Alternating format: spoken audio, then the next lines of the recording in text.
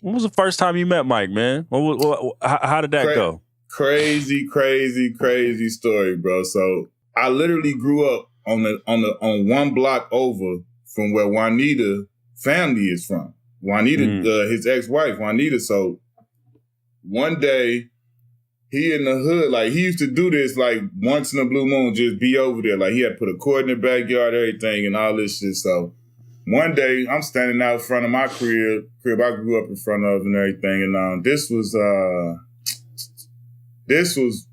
my senior year when I was getting ready to go to school. And so I hadn't even decided yet. But whatever, he called whole neighborhood going crazy. It's like kids running through the alley, coming down the block, going this way. So then after so long, we standing there. Then one of the little kids run and say, "Hey, Q, MJ want to see you. He on the next block." And we like, it was me and my homeboy Watt. I'm sitting there like, yeah, right. He like, man, we about to go make this walk just in case though. Like it ain't no right through the alley. So we go walk through as soon as you get halfway through the alley, it's just like you don't see nothing but congestion, bro. Cars, people, folks everywhere. Now the house is like 5 houses in. It was on Wallace. So it's like right there, like literally it's the next block I grew up on forever, for my whole life. Go over there, show us shit. MJ in the backyard shooting hoops with people, right? He playing catch football, people from the back of the yard to the street and everything. And so as I'm walking up, bro, I'm walking over. He like, I'm looking, I'm in awe. Man, turn around, hit me with the, "What's up, Q?" I damn near died right there. Like, I'm like, yo, like, man, MJ just turned to me, said, "What's up, Q?" I'm like, what? He go over there, chop it up with him. He talked to me like the coolest thing ever. Like, you know what I'm saying? You don't never want to meet somebody like that, your idol, somebody you look up to, and it be like a bad experience. It was just like the coolest thing, man, in the world. MJ sitting there eating McDonald's, bro. People that went to the store, got a McDonald's. One dude leave the hood, go get his whole trunk spray painted with an MJ mural on it, MJ signed it. It was just like, it was crazy, dog. R. Kelly pulled up. No lie, R. Kelly, because R. Kelly from my neighborhood too. He from like 119th. And like literally, I'm like, all this is like on 115th in Parnell and Wallace. And like, you know what I'm saying? They stay in between 114 and 115. Swear to God, bro. R. Kelly pulled up all time. It was crazy. It was, I want to say it was either Easter. It was an Easter or it was like Father's Day. So it was like a long time ago, bro. When did you get to the point with him where you got a sneaker deal? When you got blessed? When did you get blessed with? And what is the process of getting blessed from MJ? So man, listen, we literally was like, when you say blessed, for real blessed. So like, we didn't even, at this point, it was barely in existence. Our first year, going into our rookie year in the league, 2000 was the second year of the existence of like the Jordan brand. Team Jordan.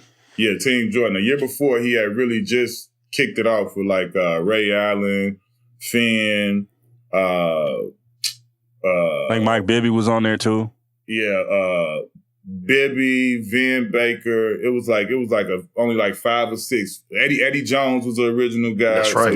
So it was like that was like the first, and like people didn't even really realize that it was what it was. It was just kind of like flew under the radar or whatever. But that was the first year of it. So the next year, me and D Miles, we have been going to his little his flight school where he has a camp for kids out in Santa Barbara. So we just get drafted. We out there. It's like August. Our agent still was trying to work on our shoe deal. And, you know, at that point, you know, different companies trying to send you stuff. So at that point, right before we left LA, N1 had sent the gang of stuff. You know, N1 was big back then. Yeah. Sent us a big, huge box of stuff. N1 was like based out of, I don't know, they had a big office or something in LA. They gave us a gang of stuff. So we go up to camp.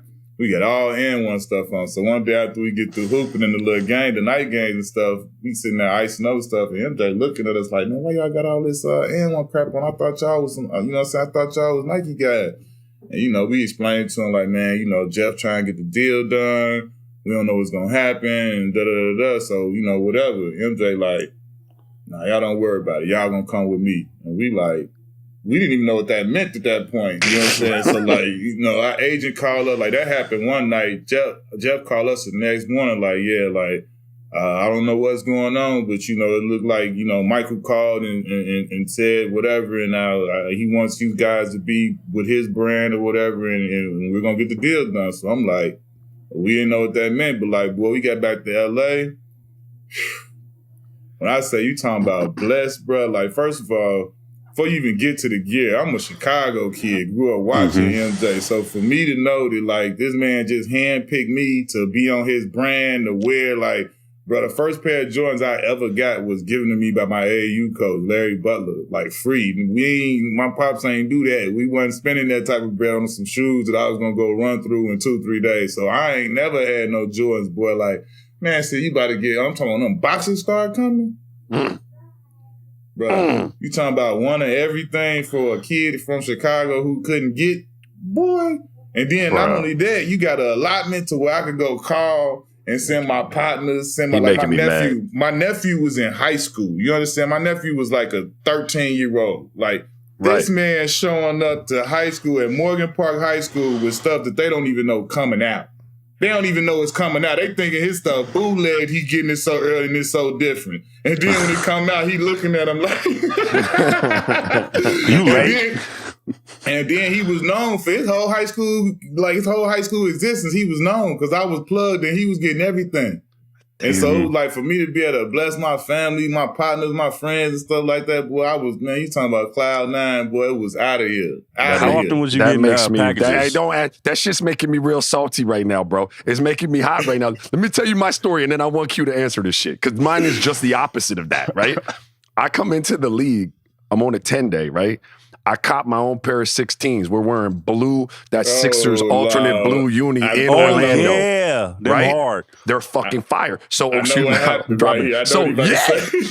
I bought my own 16s, took like the removable top off of them. They have the blue toe, all white, blue sides, blue toe. I'm crispy, bro. National TV. Scotty Rago comes in, the Sixers equipment dude, and is like, And I'm like, what? I'm like, what you mean, man? He's like, you can't wear those. And I said, I was like, what are you talking about? I bought these. They're my shoes. He said, bro, unless you're Team Jordan, you cannot wear those. And my whole world was deflated, bro. I had to throw on some like And1s. And literally, I wore And1s that game. Some Tai Chis. MJ put the kibosh on that, yeah, bro. What's the reasoning behind that? Well, I wasn't. At the time, it was like Team Jordan, I guess, had just kind of popped off. And it wasn't he wanted it to stay elite. He wanted it to be like if you're not part of this is what makes this elite, because nobody can't wear this stuff. Right. Like, you know what I'm saying? Like, I don't want, he was like, he put the, because I remember I used to give Corey Maggette, my team, I used to give him stuff, you know, so we wear the same size shoes. So, you know, I come bust stuff, come to the equipment room. I'm like, man, whatever. You know what I'm saying? You get like 10 pairs. Like, here, 50, you get one. 50 wearing them joints in the game, bro. One time my phone ring, it just unknown number, pick it up. You like, yo. I'm like, hello? Q, yo, MJ.